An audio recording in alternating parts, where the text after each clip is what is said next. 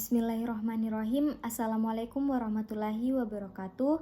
Perkenalkan, nama saya Rahel Dwi Maharani dengan nomor Stanbook 22579-011 dari Program Studi Perdagangan Internasional.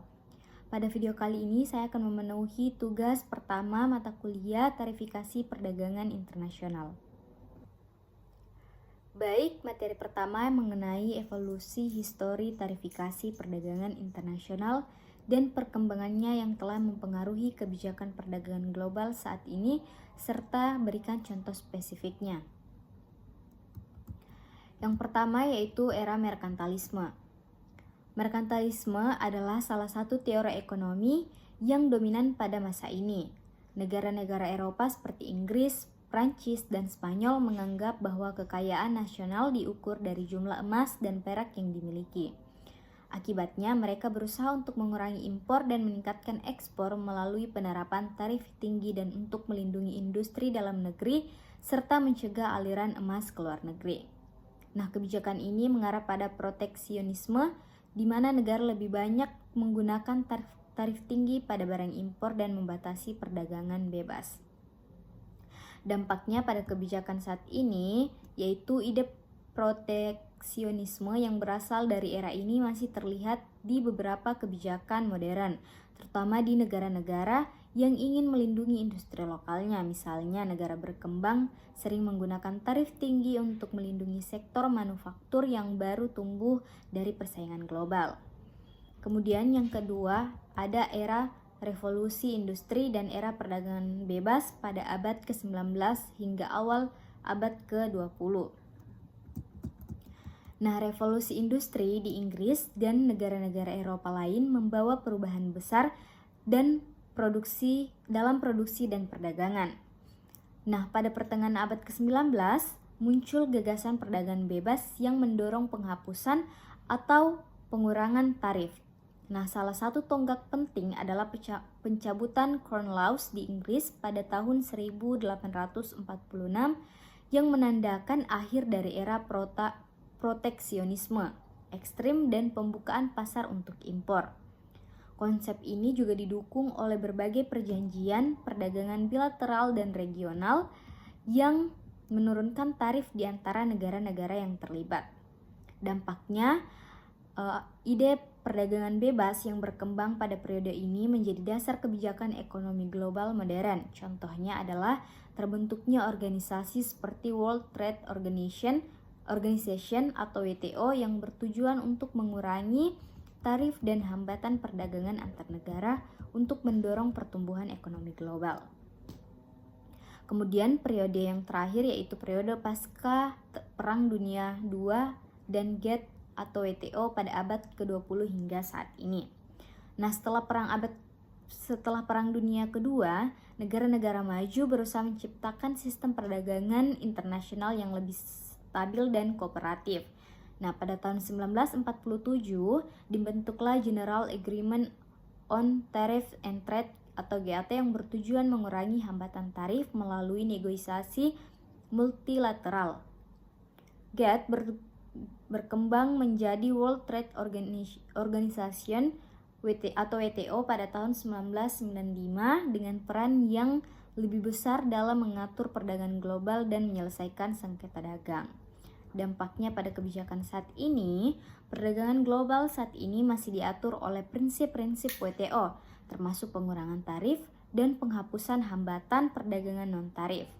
Banyak negara mengikuti perjanjian perdagangan bebas dan regional seperti NAFTA, sekarang USMCA, dan perjanjian perdagangan bebas Uni Eropa untuk mempromosikan perdagangan dengan tarif rendah atau nol. Nah, analisis terhadap kebijakan saat ini yaitu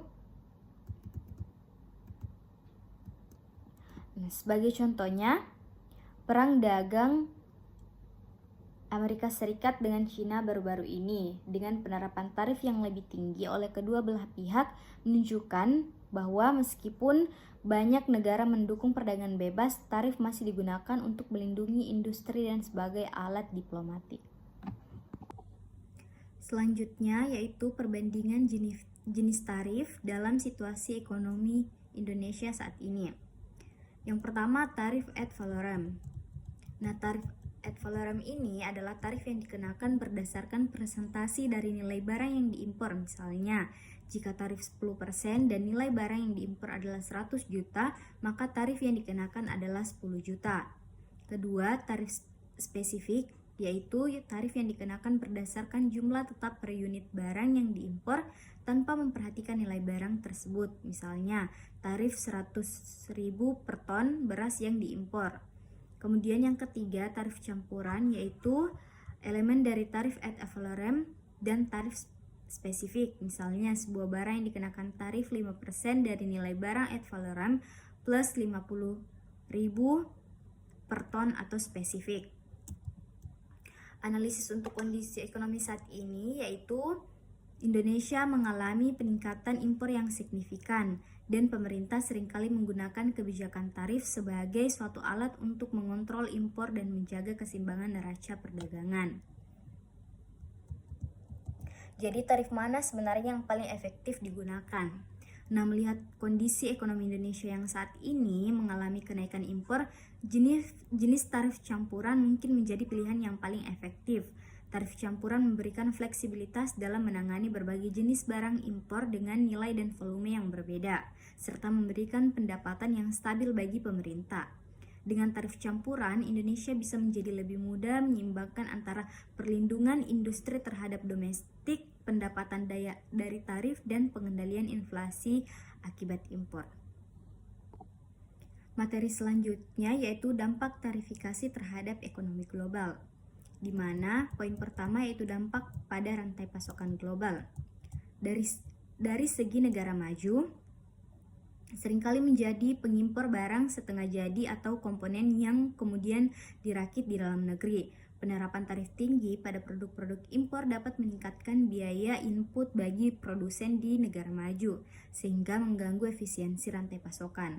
Contohnya perang dagang Amerika Serikat Tiongkok yang dimulai pada 2018 mengganggu rantai pasok di banyak industri teknologi.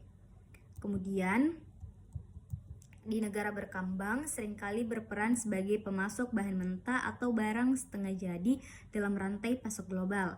Tarif yang dikenakan oleh negara maju dapat berdampak negatif terhadap ekspor mereka, mengurangi daya saing mereka di pasar internasional. Contohnya, India dan negara-negara Afrika yang mengekspor kapas dan tekstil menghadapi tantangan negara saat negara maju mengenakan tarif pada produk tekstil mereka. Kemudian yang kedua, dampak pada daya saing industri. Nah, dari segi negara maju sering menggunakan tarif untuk melindungi industri lokal mereka dari persaingan luar negeri yang lebih murah. Ini dapat membantu mempertahankan pekerjaan di sektor-sektor tertentu, tetapi dalam jangka panjang dapat mengurangi daya saing global jika industri tersebut tidak melakukan inovasi. Contohnya industri baja di Amerika Serikat, ketika pemerintah Amerika Serikat memberlakukan tarif impor pada baja asing pada tahun 2018. Nah, hal ini memberikan perlindungan sementara bagi produsen baja domestik, tetapi juga meningkatkan biaya baja bagi industri lain yang membutuhkan baja seperti industri otomotif dan konstruksi. Sedangkan bagi negara berkembang, tarif bisa menjadi alat perlindungan bagi industri yang baru mulai atau instan industries yang belum cukup kuat untuk bersaing di pasar internasional. Tarif ini dapat memberikan waktu bagi industri tersebut untuk tumbuh tanpa harus bersaing dengan produk asing yang lebih murah. Contohnya di Indonesia, pemerintah menerapkan tarif pada produk elektronik untuk melindungi industri elektronik dalam negeri yang masih berkembang. Kemudian, yang ketiga, dampak pada kesejahteraan konsumen pada negara maju. Nah, konsumen di negara maju mungkin akan melihat kenaikan harga pada barang-barang impor akibat tarif, terutama pada barang yang sulit diproduksi di dalam negeri. Dalam jangka panjang, konsumen terpaksa mengeluarkan lebih banyak uang untuk produk yang sama sehingga menurunkan kesejahteraan mereka. Contohnya, setelah tarif diberlakukan pada produk elektronik dari Tiongkok, harga smartphone, televisi, dan perangkat teknologi lainnya di Amerika Serikat mengalami kenaikan. Sedangkan di negara berkembang, Tarif pada barang impor bisa melindungi produsen lokal tetapi juga membuat harga barang konsumsi yang diimpor menjadi lebih mahal. Contohnya di Nigeria, tarif tinggi pada beras impor diterapkan untuk melindungi petani lokal. Namun ini menyebabkan kenaikan harga beras di pasar domestik yang berdampak langsung pada daya beli konsumen, terutama mereka yang berpenghasilan rendah. Kemudian materi selanjutnya, relevansi di era perjanjian perdagangan bebas, tantangan dan peluang yang dihadapi oleh pembuat kebijakan dalam menerapkan tarifikasi di abad ke-21. Yang pertama, relevansi tarifikasi di era perjanjian perdagangan bebas. Meskipun perjanjian perdagangan bebas atau PTB cenderung mengurangi atau menghapus tarif antara negara-negara anggotanya, tarifikasi tetap relevan dalam beberapa konteks, diantaranya yang pertama, negara di luar PTB, yang kedua, sektor strategi dan sensitif, yang ketiga, penanggulangan dumping dan proteksionisme. Kemudian tantangan dalam menerapkan tarifikasi di abad ke-21 itu sendiri, yang pertama ada kompleksitas rantai pasokan global, yang kedua, risiko perang dagang, yang ketiga, komitmen di organisasi perdagangan internasional. Nah, peluang bagi pembuat kebijakan yang pertama yaitu adanya tarif lingkungan, yang kedua diverifikasi tarif, dan yang ketiga penyesuaian tarif berbasis teknologi. Kemudian materi terakhir yaitu dampak strategi tarifikasi terhadap ekonomi domestik dan hubungan perdagangan internasional. Nah, dampak strategi tarifikasi terhadap ekonomi domestik yang pertama yaitu proteksi industri lokal, di mana tarif melindungi industri yang sedang berkembang namun bisa menyebabkan ketergantungan dan menurunkan daya saing jika proteksi terlalu lama. Kemudian yang kedua, harga barang. Tarif menaikkan harga barang impor melindungi produk lokal tetapi meningkatkan biaya hidup konsumen. Ketiga, ya ada pendapatan negara, di mana tarif menjadi sumber pendapatan negara tetapi bisa menghambat liberalisasi ekonomi jika terlalu diandalkan. Keempat, investasi, di mana tarif rendah untuk bahan baku dapat menarik investasi asing, namun tarif tinggi bisa mengurangi daya tarik bagi investor. Sedangkan dari segi dampak strategi tarifikasi terhadap hubungan perdagangan internasional, yang pertama, perlindungan versus keterbukaan, di mana tarif yang moderat dapat menjadi alat negosiasi sementara tarif yang tinggi bisa memicu balasan dan perang dagang. Kemudian yang kedua, perjanjian dagang, di mana kebijakan tarif yang fleksibel membantu partisipasi dalam perjanjian perdagangan internasional, sementara tarif berlebihan dapat menyebabkan perselisihan dagang. Ketiga, dampak ekspor. Tarif rendah pada bahan baku mendukung ekspor, namun balasan tarif dari negara lain bisa menghambat ekspor. Yang keempat, diversifikasi pasar, di mana tarif strategis dapat membuka pasar baru, sementara proteksionisme berlebihan bisa mengisolasi ekonomi domestik.